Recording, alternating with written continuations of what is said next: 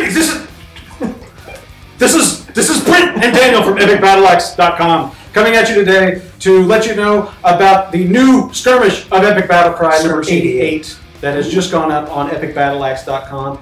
And what did we talk about this week? I don't know. You wouldn't know. But actually, we talked about some really interesting things on the show this week. Of course, the big news out of PAX, where you were this weekend, is the word that Duke Nukem Forever is out. Like it is, it's out. Go buy it now. No, it was on the floor, and I didn't even get a chance to fucking play it. Useless. You should sue your agent. I should sue myself.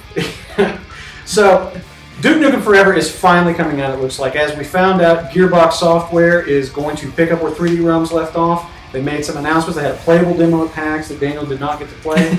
And what else are you going to say? I mean, after 13 years, Duke is finally back for real. Yeah, and I did get a chance to talk with some of the developers from Gearbox, and they're totally psyched about this project, as you could imagine. They're not the only ones. Yeah, I think, we're just going to have to wait and see what happens with it, but you guys discussed it on the show, so we look forward to that. You guys also discussed the Call of Duty Black Ops multiplayer. And wager modes. Yeah, the wager modes. Very, very interesting. We had a great discussion on that in the Gauntlet. Yeah, it's really good. I'm willing to bet that it's going to be good. It is. Well, let's see. Were you part of the discussion? No, it's awesome. It's an awesome discussion. But we talk about that. And in addition to that, in multiplayer, we also talk about Dead Space 2 and Batman Arkham City, both of which we found out recently are going to have multiplayer modes. And then let's see what else. Okay, Killzone 3. We got a release date on Killzone 3. They're looking at February 2011, and I guess everybody's just going to be maxing out their American Express cards to get that 3D TV. Yeah, probably not. No, probably not. Yeah, I did see Killzone with the Move though. They were. What did you think about it? It was actually kind of cool. They were telling me like there's some issues with like you don't want to do this to throw a grenade because it's like then it like throws everything off. Yeah, because it kind of like loses track of it. Yeah, it loses track of it. But it was pretty cool. I mean, it's if you're a hardcore gamer, you probably want to play it the normal way. Right. But for a Move experience, I think if you have Move, you'll probably want to play it with the controller and then go back and play it with the Move. Right. I'm really curious to see if like somebody suggested like in the comments, I think around E3, that the Move could sort of almost become a mouse and keyboard for like a console. Like you could almost have that precision. Yeah. I'm really curious to see if any developer, and it might not be Guerrilla, but if any developer is able to sort of dial in the control sensitivity, like find that perfect sweet spot between having control but also enough sensitivity like whip around, stuff like that. Yeah, I'm curious to see how people respond to that. It's there now, and obviously they'll be tweaking it and refining it as numerous iterations of these games come out. So hopefully we'll see something positive. For reals. And let's see. Last up, we talk about the Xbox Live Fall Game Feast, the new seasonal promotion that Microsoft's running on Xbox Live. Tasty. Yeah, they've got some great, Super Meat Boy tasty. We've got Super Meat Boy, we've got Pinball Effects 2, we got Comic Jumper, the Adventures of Captain Smiley, and of course Hydrophobia. I'm getting hungry. Me too, but that's another story. I can't see how gamers won't eat that up. Now I remember why it was so nice when you weren't eating this week.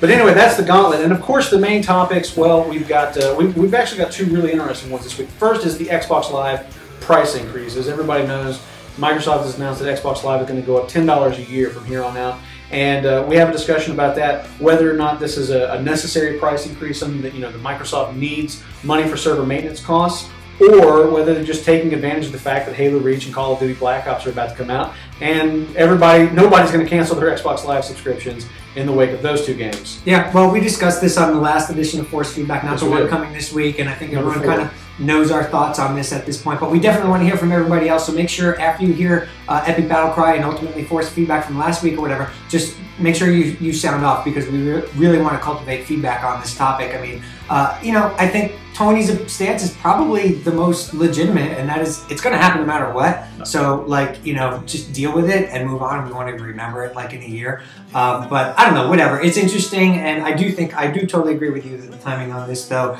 is because of the big releases of the new games, and they know they've got people generating a lot of excitement for multiplayer on Xbox Live. To me, it always boils down to just delivering the goods along with anytime you charge somebody. What you meant to say is that they've got people by the balls. But anyway, so the second main topic this week is of course the state of handheld gaming. We had some really interesting news from handheld gaming last week. We've got the introduction of a new iPod Touch from Apple, the 4th generation. We've got price drops across the entire DS line from Nintendo, and of course the announcement of a God of War Ghost of Sparta bundle with the PSP. Yeah. And so given... I've got a voucher for that in my bag if you want it. Yes, I do. Like the demo. Go ahead and go get it.